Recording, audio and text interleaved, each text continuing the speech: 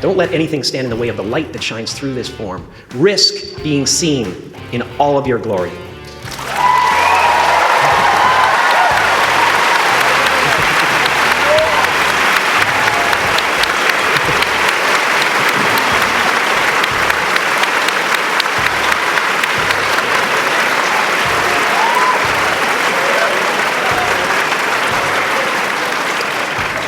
It's not big enough.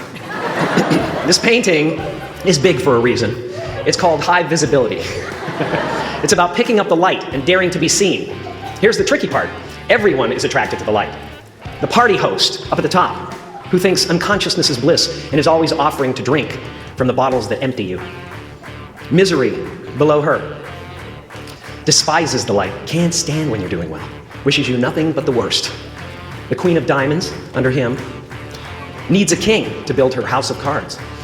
And the hollow one down bottom there will cling to your leg and say, please don't leave me behind, for I have abandoned myself. Even those who are closest to you and most in love with you, the people you love most in the world, will find clarity confronting at times.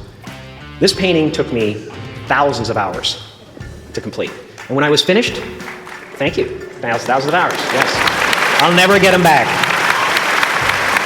I'll never get them back. I worked on this for so long. I was weeks and weeks like a madman alone on a scaffolding. And when I was finished, one of my friends said, this would be a cool blacklight painting. So I started over. Woo!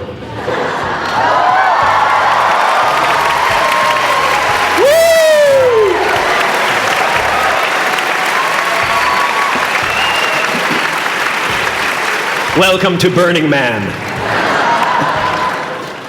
Some pretty crazy characters up there, but better up there than in here. You know, painting is one of the ways, thank you. Painting is one of the ways I free myself from concern, a way to stop the world through total mental, spiritual, and physical involvement. But even with that comes a feeling of divine dissatisfaction. Because ultimately, we're not the avatars we create. We are not the pictures on the film stock. We are the light that shines through. All else is just smoke and mirrors, distracting, but not truly compelling. I've often said that I wished people could realize all their dreams and wealth and fame, and so that they could see that it's not where you're going to find your sense of completion. Like many of you, I was concerned about going out into the world and doing something bigger than myself, until someone smarter than myself made me realize that there is nothing bigger than myself.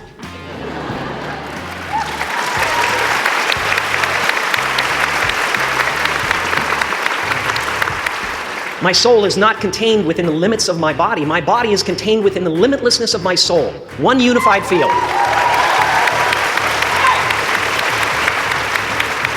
One unified field of nothing, dancing for no particular reason, except maybe to comfort and entertain itself.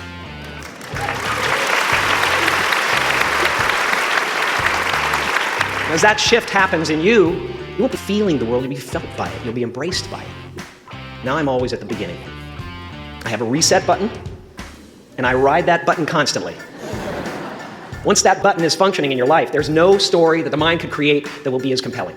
The imagination is always manufacturing scenarios, both good and bad, and the ego tries to keep you trapped in the multiplex of the mind.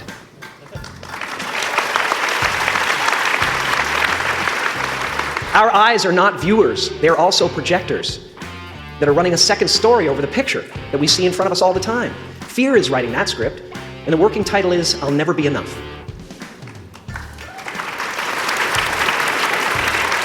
Now you're going to look at a person like me and say, how could we ever hope to reach those kind of heights, Jim? How can we make a painting that's too big for our home? How do you fly so high without a special breathing apparatus? This is the voice of the ego. And if you listen to it, there will always be someone who's doing better than you.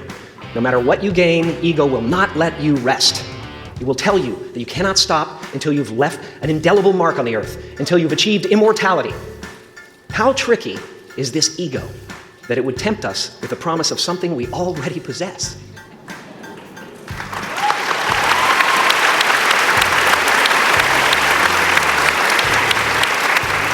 So, I just want you to relax. You know, that's my job. Relax and dream up a good life. I had a substitute teacher from Ireland in the 2nd grade that told my class during morning prayer that when she wants something, anything at all, she prays for it and promises something in return, and she always gets what she wants. Well, I'm sitting at the back of the classroom, thinking, well, my family can't afford a bike, So I went home and I prayed for one. And I promised I would recite the rosary every night in exchange. Broke that promise. But 2 weeks later, I got home from school to find a brand new Mustang bike with a banana seat and Easy Rider handlebars. Yeah. From fool to cool. My family informed me that I had won the bike in a raffle that a friend of mine had entered my name in without my knowledge whatsoever. So that type of thing has been happening to me ever since. As far as I can tell, it's just about letting the universe know what you want and working toward it while letting go of how it comes to pass.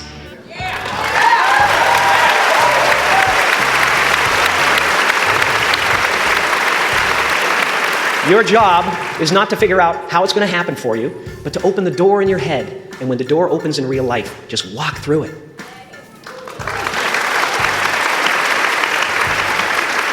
And don't worry if you miss your cue, because there's always doors opening. They keep opening. And when I say life doesn't happen to you, it happens for you, I really don't know if that's true. I'm just making a conscious choice to perceive challenges as something beneficial so that I can deal with them in the most productive way. You'll come up with your own style. That's part of the fun. Oh, and why not take a chance on faith as well?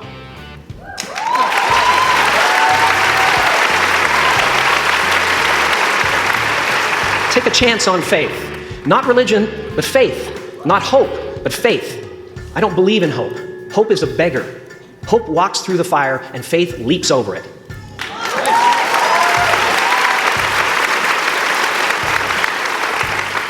You are ready and able to do beautiful things in this world.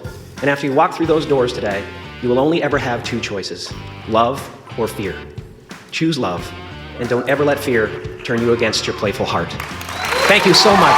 Thank you, Miguel. I'm so honored.